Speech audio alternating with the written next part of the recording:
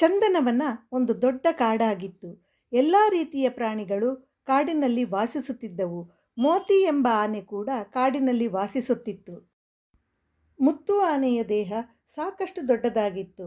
ಒಮ್ಮೆ ಒಂದು ನರಿ ಮತ್ತೊಂದು ಕಾಡಿನಿಂದ ಶ್ರೀಗಂಧದ ಕಾಡಿನಲ್ಲಿ ಅಲೆದಾಡಿತು. ಮೋತಿ ಆನೆಯನ್ನು ಕಂಡ ನರಿ ಬಾಯಲ್ಲಿ ನೀರೂರತೊಡಗಿತು. ನರಿಯು ಆನೆಯನ್ನು ತಿನ್ನುವ ಬಗ್ಗೆ ಯೋಚಿಸಲು ಪ್ರಾರಂಭಿಸಿತು. ಈ ಆನೆ ತುಂಬ ದೊಡ್ಡದಾಗಿದೆ.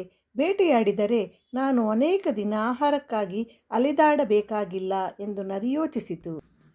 ಇದನ್ನು ಯೋಚಿಸಿದ ನರಿಯು ಆನೆಯ ಬಳಿಗೆ ಹೋಗಿ ಅವನಿಗೆ, ಅಜ್ಜ ಆನೆ, ನಮ್ಮ ಕಾಡಿನಲ್ಲಿ ರಾಜನಿಲ್ಲ. ನಮ್ಮ ಕಾಡಿನ ಎಲ್ಲ ಪ್ರಾಣಿಗಳು ಯಾವುದಾದರೂ ದೊಡ್ಡ ಮತ್ತು ಬುದ್ಧಿವಂತ ಪ್ರಾಣಿ ನಮ್ಮ ಕಾಡಿನ ರಾಜನಾಗಬೇಕೆಂದು ಬಯಸುತ್ತೇವೆ. ನೀವು ದೊಡ್ಡ ಮತ್ತು ಬುದ್ಧಿವಂತ. ನೀವು ನಮ್ಮ ಕಾಡಿನ ರಾಜನಾಗಲು ಬಯಸುವಿರಾ? ನರಿಯ ಮಾತು ಕೇಳಿ ಆನೆಗೆ ಸಂತೋಷವಾಯಿತು. ಅವನು ರಾಜನಾಗಲು ಒಪ್ಪಿದನು. ನರಿ ಆನೆಯನ್ನು ತನ್ನೊಂದಿಗೆ ಬರುವಂತೆ ಕೇಳಿಕೊಂಡಿತು. ಆನೆಯು ನರಿಯೊಂದಿಗೆ ಹೋಗಲು ಸಿದ್ಧವಾಯಿತು. ನರಿಯು ಆನೆಯನ್ನು ಜೋಗು ಪ್ರದೇಶವಾಗಿದ್ದ ಕೊಳಕ್ಕೆ ಕರೆದೊಯ್ದಿತು. ಆನೆಯು ರಾಜನಾದ ಸಂತೋಷದಿಂದ ಯೋಚಿಸದೆ ಸ್ನಾನ ಮಾಡಲು ಕೊಳಕ್ಕೆ ಹೋಯಿತು. ಜೋಗು ಹೊಂಡದಲ್ಲಿ ಆನೆ ಇಳಿದ ತಕ್ಷಣ ಆನೆಯ ಪಾದಗಳು ಜೋಗು ಪ್ರದೇಶದಲ್ಲಿ ಮುಳುಗತೊಡಗಿದವು. ಆನೆಯು ನರಿಗೆ, ನೀವು ನನ್ನನ್ನು ಕೊಳಕ್ಕೆ ಹೇಗೆ ಕರೆತಂದಿದ್ದೀರಿ? ನನಗೆ ಸಹಾಯ ಮಾಡಿ. ನನ್ನ ಪಾದಗಳು ಜೋಗು ಪ್ರದೇಶದಲ್ಲಿ ಸಿಲುಕಿಕೊಂಡಿವೆ. ಆನೆಯು ಹೇಳಿದ ಮಾತನ್ನು ಕೇಳಿದ ನರಿಯು ಜೋರಾಗಿ ನಗಲು ಆರಂಭಿಸಿ ಆನೆಗೆ, ನಾನು ನಿಮ್ಮನ್ನು ರಾಜನನ್ನಾಗಿ ಮಾಡುವ ಬಗ್ಗೆ ಸುಳ್ಳು ಹೇಳಿದೆ. ಈಗ ನೀವು ಜೋಗು ಪ್ರದೇಶದಲ್ಲಿ ಸಿಕ್ಕಿ ಸಾಯುತ್ತೀರಿ ಮತ್ತು ನಾನು ನಿಮ್ಮನ್ನು ನನ್ನ ಆಹಾರವನ್ನಾಗಿ ಮಾಡುತ್ತೇನೆ ಎಂದು ಹೇಳಿತು.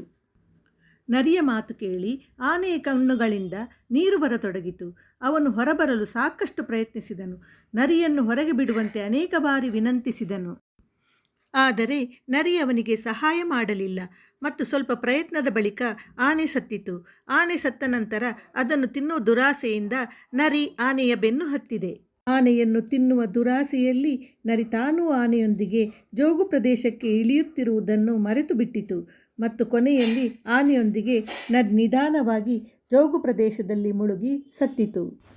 ಈ ಕಥೆಯಿಂದ ನಾವು ಇತರರಿಗೆ ಕೆಟ್ಟದ್ದನ್ನು ಮಾಡುವವನಿಗೆ ಕೆಟ್ಟದ್ದಾಗಿದೆ ಎಂದು ತಿಳಿಯುತ್ತದೆ. ಆದ್ದರಿಂದ ನಾವು ಜೀವನದಲ್ಲಿ ಯಾರಿಗೂ ಕೆಟ್ಟದ್ದನ್ನು ಮಾಡಬಾರದು. ನಾವು ಯಾರಿಗಾದರೂ ಕೆಟ್ಟದ್ದನ್ನು ಮಾಡಿದರೆ ನಮಗೂ ಅದೇ ಆಗಲು ನಾವು ಸಿದ್ಧರಾಗಿರಬೇಕು.